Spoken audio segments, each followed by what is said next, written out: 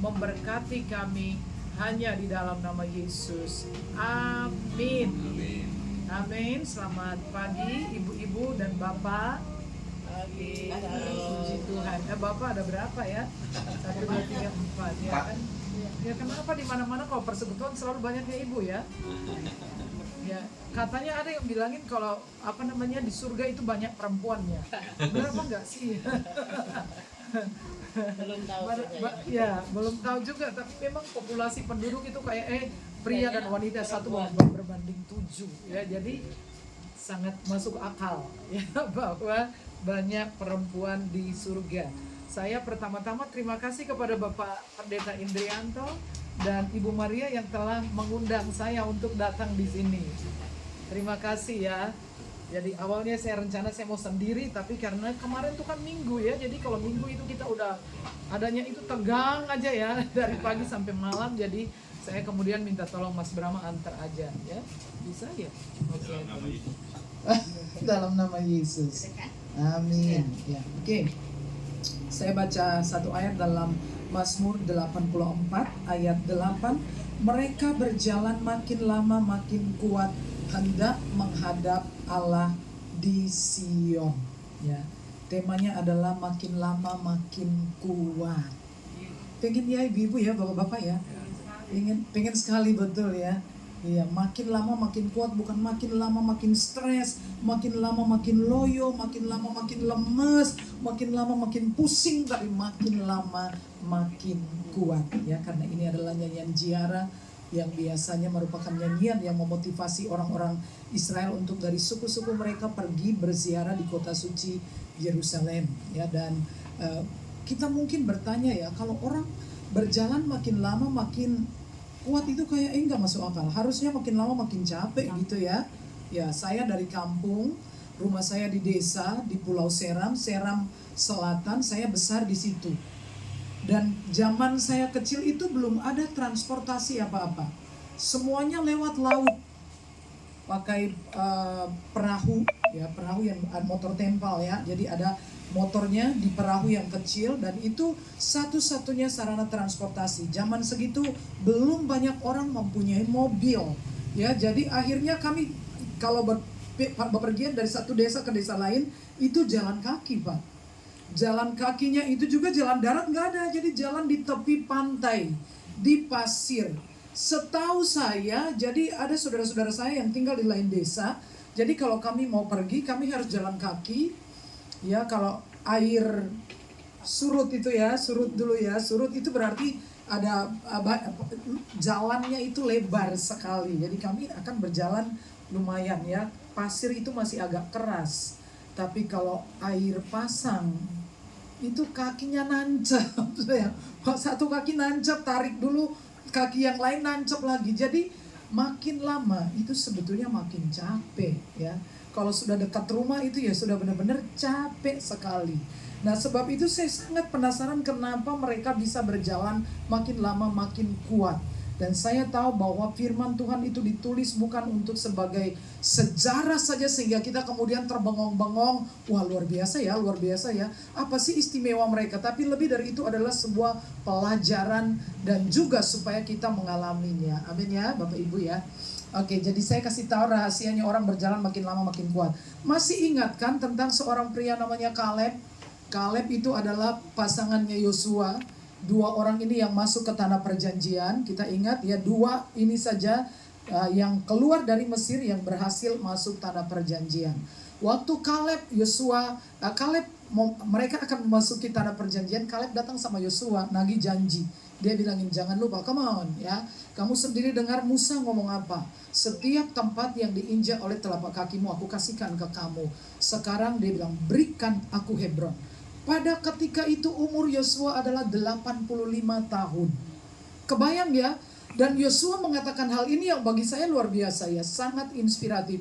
Yosua mengatakan Kaleb mengatakan pada Yosua, pada waktu ini, pada waktu dia berbicara itu ya, pada waktu ini kekuatanku masih sama pada waktu aku mendengar Musa ngomong gitu.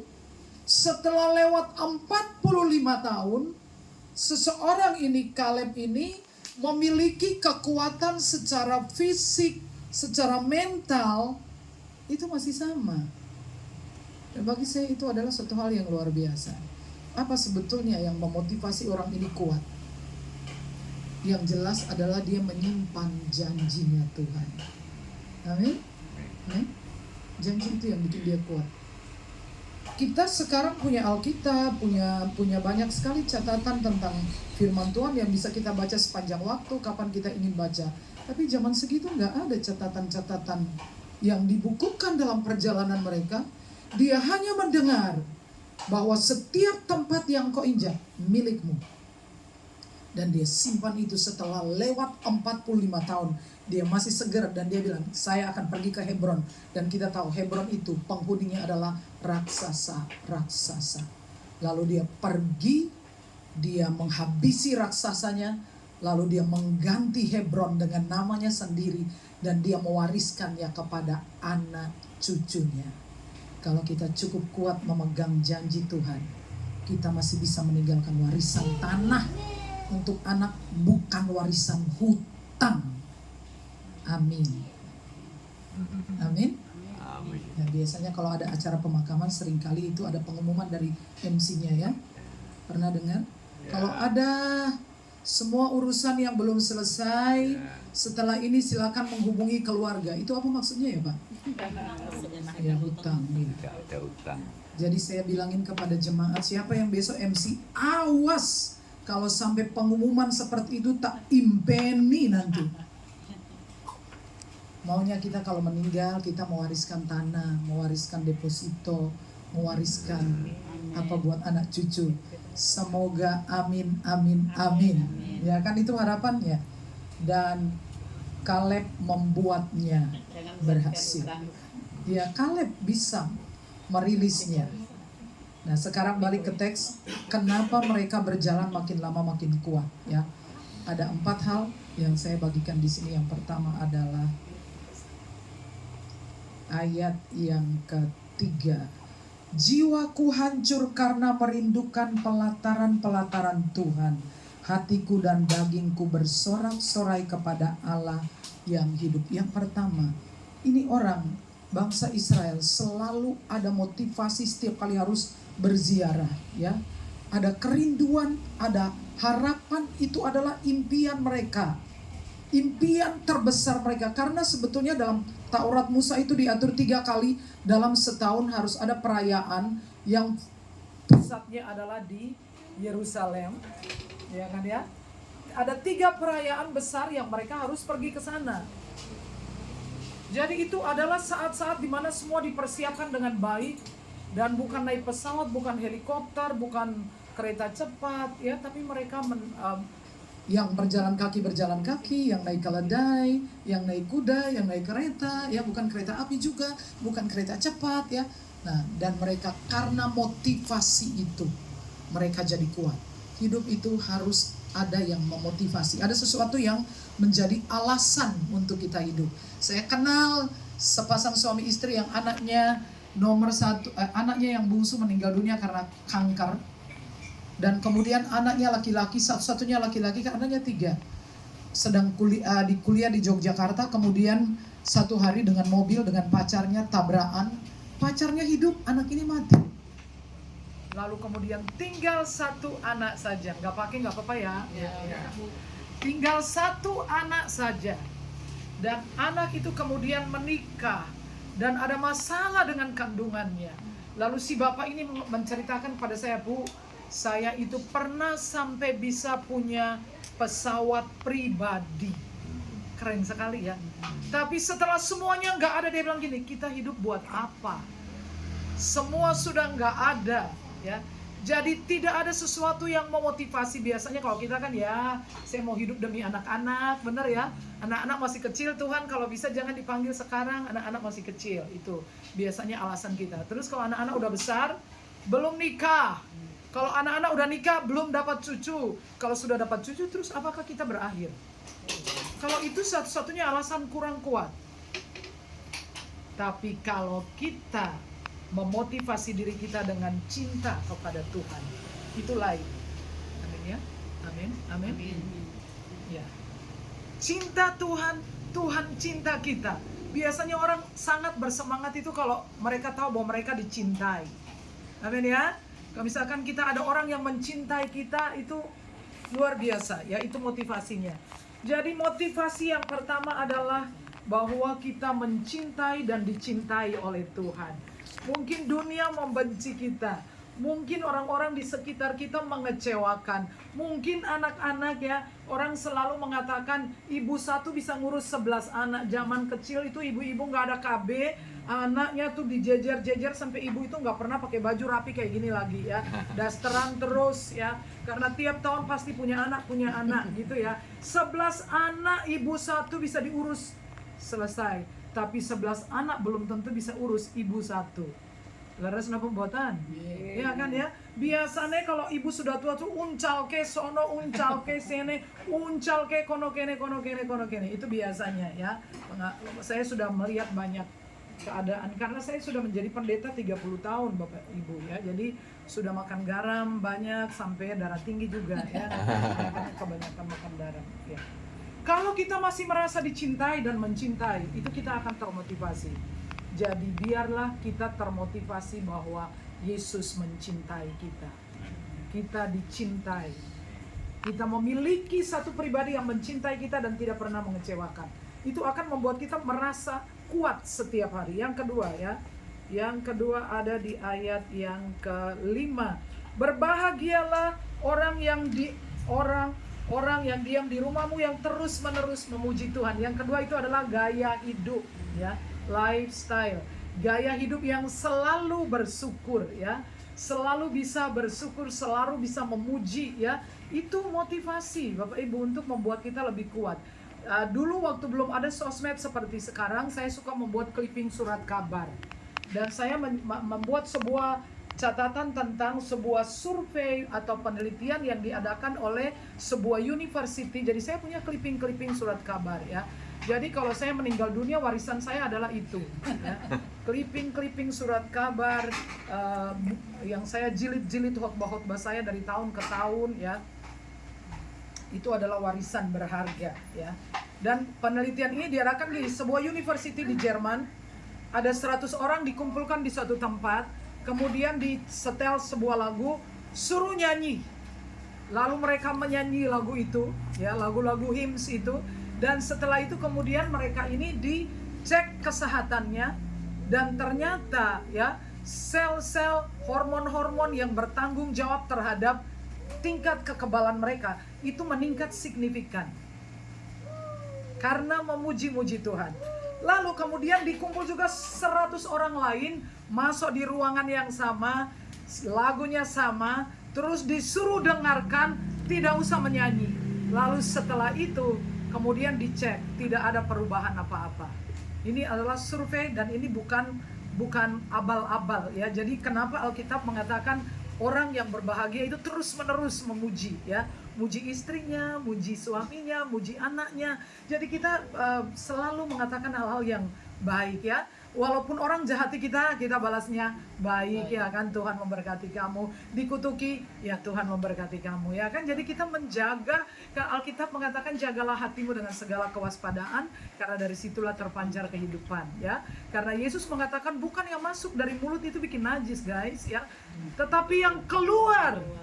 Karena yang dari mulut itu meluap dari hati, pikiran-pikiran jahat ya. Jadi prosedurnya adalah pikirannya negatif, kemudian dia ditampilkan di hati, lalu mulut mengeluarkannya, dan itu yang membuat orang menjadi najis. Jadi biasakan diri untuk selalu mengucap syukur, keadaan baik, keadaan buruk ya, panas bersyukur, jangan panas mengeluh ya, panas minta hujan, hujan minta panas, kalau hujan air panas minta kopi.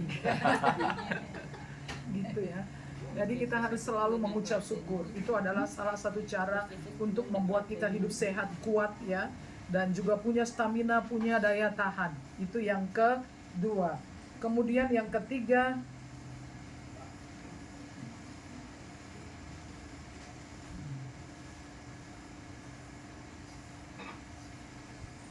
ayat 6.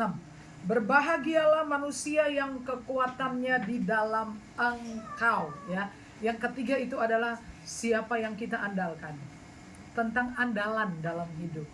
Siapa yang kita andalkan? Diri kita sendiri, suami, istri, warisan orang tua, ya, itu semua bisa habis, ya. Tapi Tuhan, berbahagialah manusia yang kekuatannya di dalam Tuhan. Kekuatan kita itu limit sekali, ya. Kita paling kuat berapa sih, ya? Tapi kalau kita mengandalkan Tuhan, kita usia unlimited, ya. Jadi usia berapapun tidak penting, ya. Bahwa usia itu adalah, umur itu hanya masalah angka, ya, tapi jangan kehilangan pesona di segala umur, ya. Seperti Ibu Flora, ya, suaminya Pak Fauna. Ya, jadi kita maksudnya kita bisa tetap kuat, ya. Sudah pernah lihat orang yang umur 40 tapi kayak 80 tahun? Ngeluh aja sakit, yang encok lah, pegelinu lah, yang lututnya kenapa lah, yang apalah sepanjang waktu, ya. Belum apa-apa yang capek, pegel, yang isinya cuma mengeluh-mengeluh. Tapi saudara juga bisa ketemu orang yang umurnya 80 tapi lebih. Mama saya meninggal 88. Dan 88 itu masih bakoh. Dia itu patah sini, patah sini, patah sini, ya. Dan karena usia tidak bisa dioperasi. Dokter bilang gak bisa jalan. Tapi dia punya iman. 2 bulan ditarik, kakinya ditarik, kemudian digantung air 2 liter, ya, ditarik gitu, ya. Itu secara logika mestinya luka di sini, nggak luka, yes. Mama saya masih bisa tetap umur 88, masih bisa kayak gini, masih bisa ke kamar mandi. Dan saya belajar rahasia dari mama saya adalah firman Tuhan. Itu kayak ensiklopedia berjalan, ya. Kayak apa nih, bukan ensiklopedia, apa itu yang concordance. Dia menghafal firman Tuhan luar biasa. Umur 88, kalau dia bersaksi, dia ngomong gak pakai mic, itu orang di pojok sana mesti dengar. Gak ada getaran sama sekali, ya. Dan jangan ditanya umur 88 tahun mandi masih pakai lulur, ya, masih pakai skincare, ya.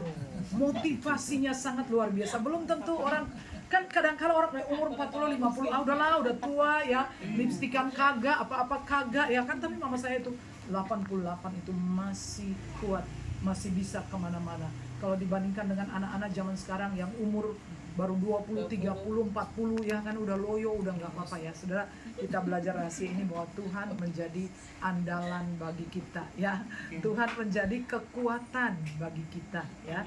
Bagaimana cara kita membangun kekuatan dengan Tuhan, dari Tuhan adalah melalui doa. Jangan lupa itu, ya, Bapak Ibu, ya. Doa itu bagaimana kita bilang, Tuhan lah kekuatan, doa kagak pernah. Bagaimana caranya kita mendapatkan kekuatan, ya? Nah, pada waktu kita berdoa, kita menerima yang ilahi dari Tuhan, kita menerima pewahyuan, kita menerima penyegaran pikiran yang mumat, ya kan? Dan apa-apa mumat aku, apa-apa paramex, ada apa segala macam, ya kan?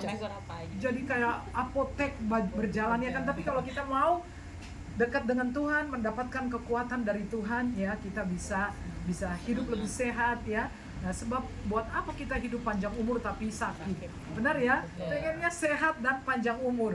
Saya juga bilang ke Tuhan, Tuhan, kalau sudah tidak berguna, ya saya pengen tiket saya keluar, saya pulang, ya kan? Nggak mau lama-lama, ya. Kalau misalkan hidupnya sudah useless, sudah lagi ada gunanya bagi orang lain, ya sudahlah, saya mau pulang. Saya nggak mau di dunia nyusahin orang lain, ya, sakit-sakitan, ya. Pulang ke Serang. Ya, di sana sudah nggak ada, ya, masih ada adik satu, tapi adik saya satu di sini, mama saya juga meninggal di sini, ya. Jadi saya sudah melayani di sini 30 tahun, ya, di sini. Oke, ya. Jadi sekali lagi kesimpulannya adalah rahasia kita makin lama makin kuat secara fisik, kuat secara mental, secara spiritual. Yang pertama adalah kita harus dimotivasi dengan cinta kepada Tuhan dan ingat cinta Tuhan kepada kita. Yang kedua adalah kita harus mengembangkan di dalam diri kita kebiasaan untuk memuji-muji Tuhan, bersyukur. Yang ketiga adalah jadikan Tuhan sebagai andalan. Amin. Mari kita berdoa, ya.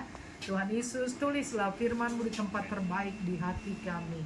Biarlah firman Tuhan ini akan menjadi motivasi agar kami berjalan makin lama makin kuat.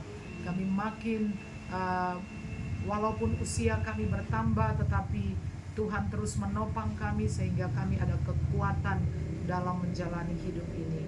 Tuhan, terima kasih Engkau mendengar doa kami yang kami alaskan dalam nama Yesus. Amin.